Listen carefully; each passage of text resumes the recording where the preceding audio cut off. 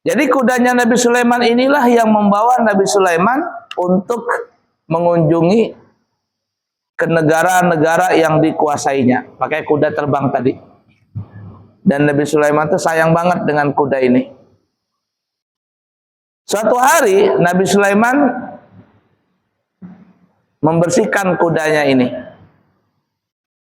bermanja-manja dengan kudanya, bersanda gurau dengan kudanya, sampai akhirnya Nabi Sulaiman terlupakan waktu sholat asar, waktu sholat di sore hari, lupa. Gara-gara asik dengan kudanya. Lalu apa yang terjadi? Kata Nabi Sulaiman, sungguh gara-gara kuda yang kusayangi ini, aku telah melupakan sholat kepada Allah Ta'ala. Bukan lupa ya, melalaikan sholat asar. Kata Nabi Sulaiman, kalau begitu kuda ini akan kutinggalkan. Padahal kudanya bersayap nih, bisa terbang. Kalau ada kuda terbang zaman sekarang, kira-kira berapa harganya itu? Berapa miliar? Mungkin bukan lagi miliar, triliunan harganya. Kata Nabi Sulaiman, aku tidak akan lagi mengurusi kuda ini. Gara-gara kuda ini aku melalaikan sholat asar. Nah, melihat apa yang dilakukan oleh Nabi Sulaiman, Allah Subhanahu wa Ta'ala bangga. Oh, Nabi Sulaiman ini ternyata lebih mencintai aku, lebih mengutamakan aku daripada kudanya. Gara-gara itu, maka Allah Subhanahu wa Ta'ala memberikan kendaraan yang lebih hebat daripada kuda terbang. Apa itu? Kendaraan angin. Jadi bukan lagi kuda, tapi angin. Kalau Nabi Sulaiman ingin pergi berangkat kemana begitu, maka Nabi Sulaiman cukup mengatakan, wahai angin, datanglah, bawalah aku ke negeri fulan, bawalah aku ke negeri yang di sana, bawalah aku ke negeri timur, barat, selatan, utara. Nabi Sulaiman tinggal duduk manis, maka terangkatlah Nabi Sulaiman dan dibawa Nabi Sulaiman dengan angin tadi. Apa ya ini sebabnya? Karena Nabi Sulaiman lebih mencintai Allah, maka Allah memberikan kendaraan yang lebih hebat, lebih kuat daripada kuda terbang, yaitu kendaraan angin.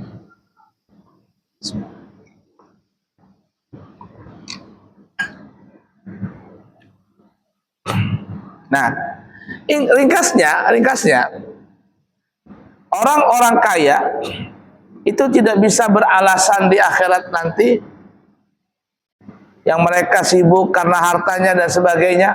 Mereka tidak bisa beralasan karena Allah akan mendatangkan seorang hamba yang paling kaya, yaitu Nabi Sulaiman, yang dia kaya dan penguasa, tetapi Nabi Sulaiman tetap sholat dan beribadah.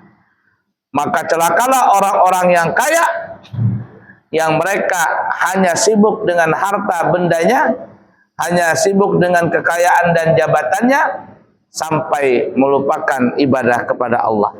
Akhirnya mereka pun dimasukkan ke dalam neraka.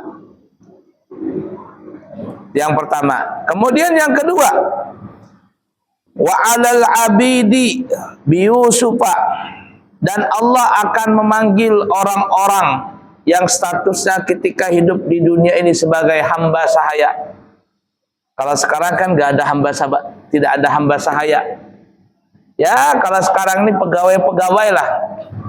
Ya, pembantu-pembantu, apalagi ART, pembantu rumah tangga, ajudan, ya, apalagi buruh, panggil semuanya sini, kata Allah Ta'ala, kalian kenapa tidak sholat?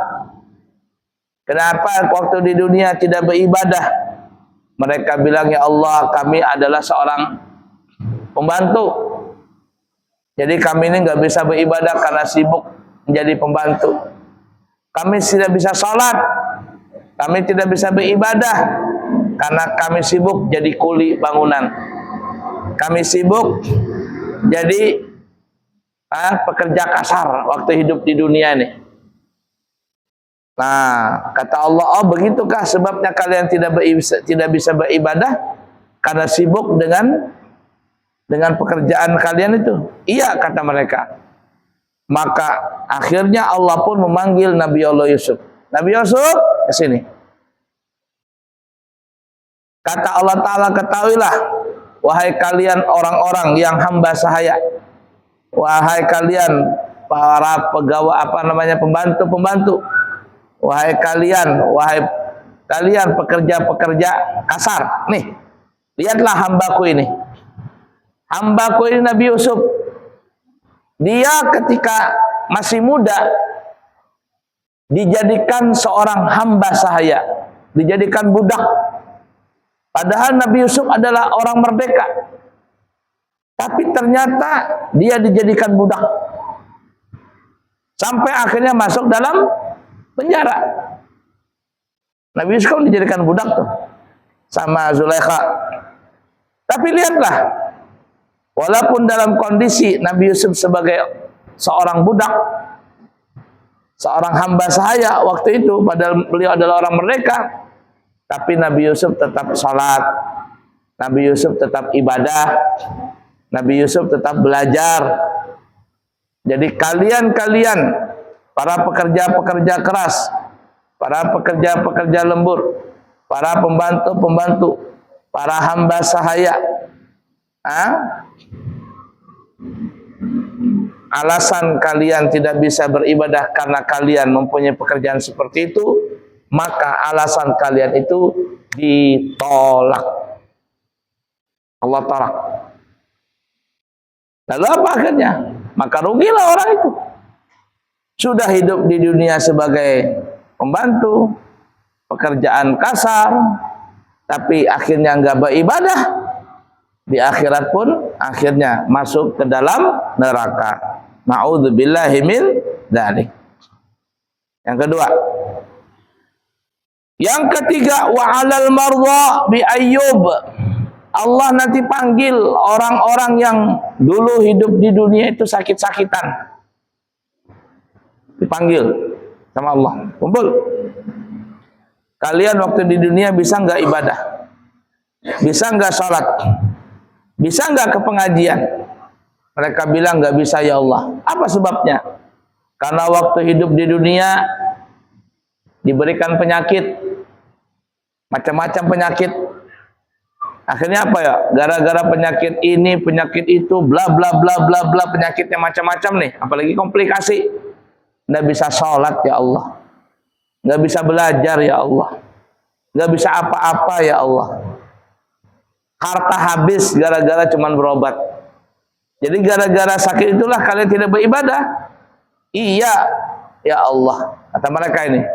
Baik, kata Allah. Kalau begitu aku akan panggilkan seorang hambaku yang aku coba kepada dia dengan sakit. Siapa namanya? Ayyub alaihi salatu wassalam. Nabi Ayyub datang.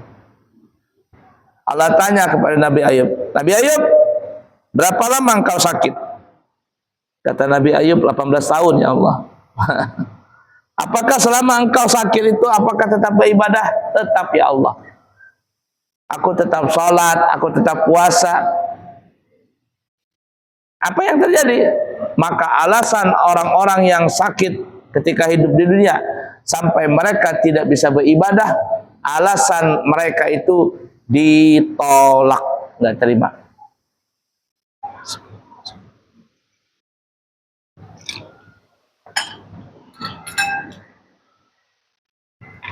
Nabi Ayub itu kan, Bapak Ibu, dalam ceritanya kan kaya banget.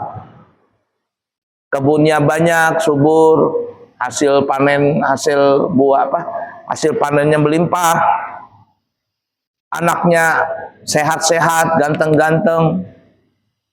Peternakannya maju, istrinya cantik. Artinya keluarga yang betul-betul sakinah mawaddah warahmah lah. Tidak ada problem di dalam urusan dunia. Tidak ada problem. Lalu iblis bilang, kata iblis, wah Nabi Ayub ini dia rajin ibadah, karena tidak lagi memikirkan dunia. Makanan ada, pembantu-pembantu ada, harta banyak, istri ada, anak-anak soleh dan soleha semua. Gara-gara itu enak kayak beribadah. Kata Allah Ta'ala, iblis, hambaku Nabi Ayub mencintaiku itu adalah karena betul-betul dia cinta. Tidak ada